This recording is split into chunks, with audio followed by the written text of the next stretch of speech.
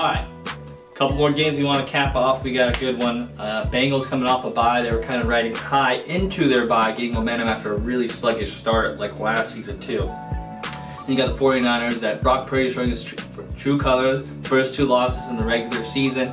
They got upsets against an XFL quarterback against the Browns. I mean, I don't know if that's kind of more team effort. And then they lost the Vikings obviously on Monday Night Football.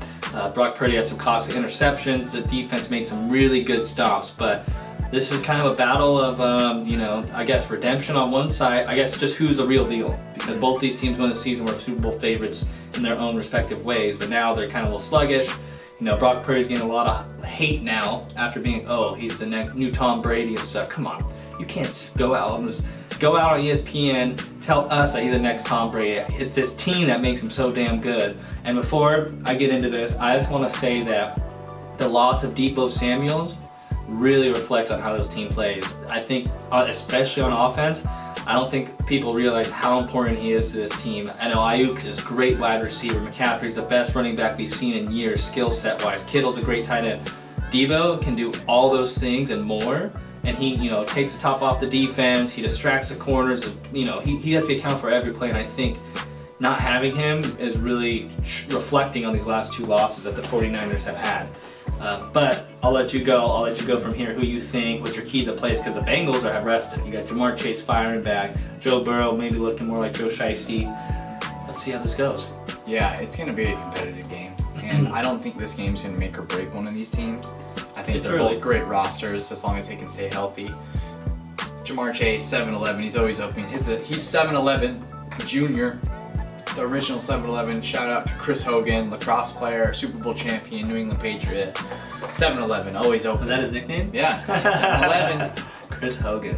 You can even find a clip on Hard Knocks of Reggie Bush and Ryan Tannehill when they're on the Dolphins on Hard Knocks, and he's like 7'11", Chris Hogan, always open. Oh, that was a good Hard Knocks. Yeah, I remember that was before he was on the Patriots. Ochocinco was on that team. Yeah, so I think it'll be a great game. However, I'm going to have to roll with the San Francisco 49ers on this one. I think they'll get a comeback win. I hope, even though I might play Deebo Samuel, like you said, Deebo Samuel, big loss to that team. He's not playing this week. He's out. Yeah, I know, but he doesn't get enough credit, like you said. Oh, yeah, and yeah. I think that's a great point that you made, you know. Ayuk, he's a great receiver, but when Deebo's healthy, he's that guy. He can run it. He can, you know, great set screens. One of the best after the catch there is. Skill you know? pass. Yeah. Powerful, can break tackles. Totally. He's a great player, and it's such a big loss to that team. So I think the 49ers will bounce back on this one. I think it'll be a close game. But I'm going to have to roll with San Francisco. Okay. It's in SF, so that's also very big. You know, you got the East Coast team traveling to the West Coast, so we'll see how that goes. I'm going to side with you on this. I know you got Luke as a big 49ers fan. I think the 49ers got to bounce back just because, like you said, they got embarrassed on primetime to Kirk Cousins. I think he kind of got that monkey off his shoulders because he couldn't win in primetime. You know, no Deebo, but, you know, it's a short week too. The defense plays great. You know, they've had that Jordan Addison play where he just ripped it out of Ward's hands. You know, it's a 50-50 ball. We saw the other way go around earlier in the game where Ward ripped it out of Addison's hands. So it's going to be a good game. It could be very high scoring, but 49ers, they got to bounce back, because if they don't, you're going to be hearing a lot of criticism from the media, even worse than what it's been this week with saying Purdy's, you know, just a guy. So I'm sorry, Joe Burrow and Shiesty and Jamar Chase.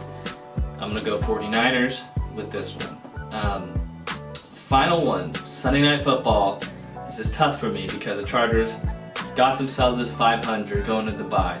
You come out, play a great game against the the Cowboys, and they blow it last second per usual. I wasn't even surprised, I wasn't even shocked, I wasn't even mad. I was just like, alright, that's what I expect. They let Dak Prescott his best game of the year, looking like an all-pro again.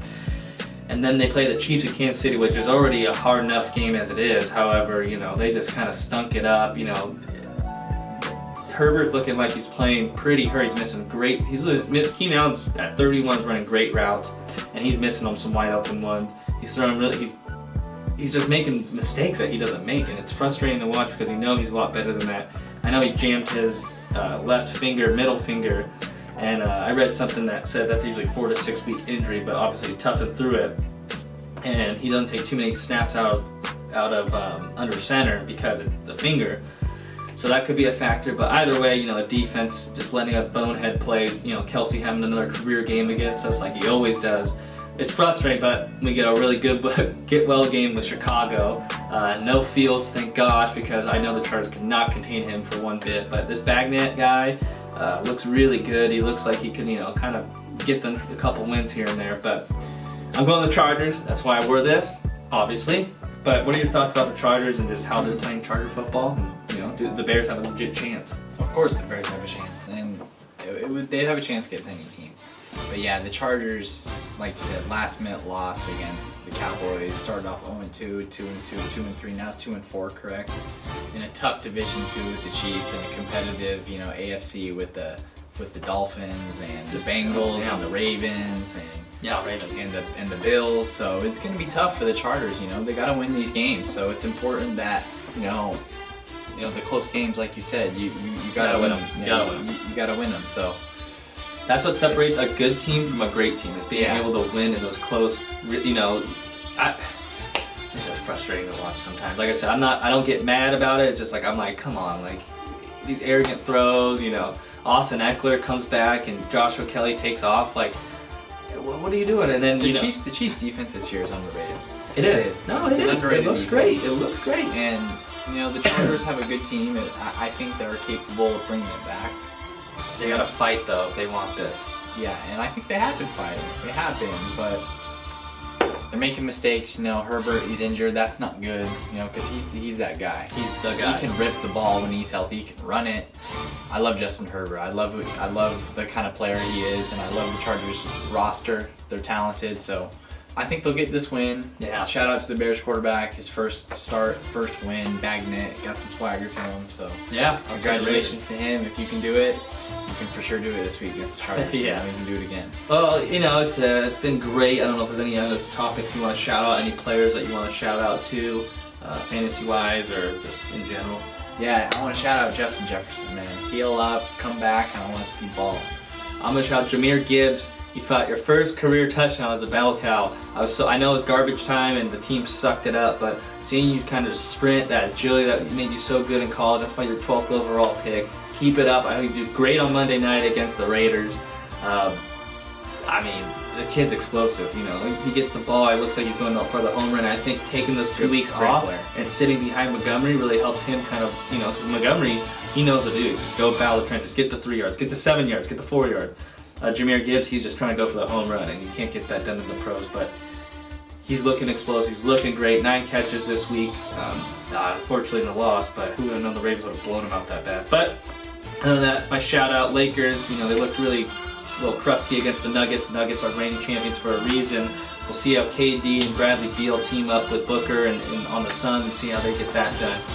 But other than that, it's been great, Slater. Welcome back. I can't wait to kind of see how our fantasy teams kind of, play themselves out. We're in the halfway point right now. Yeah. You feeling confident? I am. Okay. I am feeling confident. Feeling a lot more. It sucks because, we got Evan 0-7 and one of the highest scoring teams. It's just one of those years, you just got to get a couple wins and just hope for the best. Put your points up on any team, and then hopefully, some luck plays into your factor. But for sure. A lot of it's luck. Fantasy player of the week to watch out for you.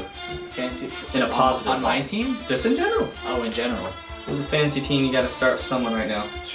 I think you hit it on the button. I think Jahmyr Gibbs. Jahmyr Gibbs. That guy, after his first 20-plus touch week, the dude's explosive. He looked great when he was week 1 against the Chiefs and all the weeks after that.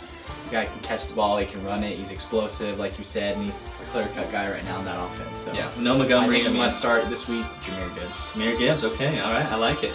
I'm going to say, let's see, who can I think of off the top of my head? I'm thinking maybe CeeDee Lamb. I'm going to be biased on a little bit this one just because he's rested. He reiterated that he wants the ball. Got against the Chargers. I think Dak kind of keeps the squeaky wheel going with him, keeps throwing the ball when he needs to.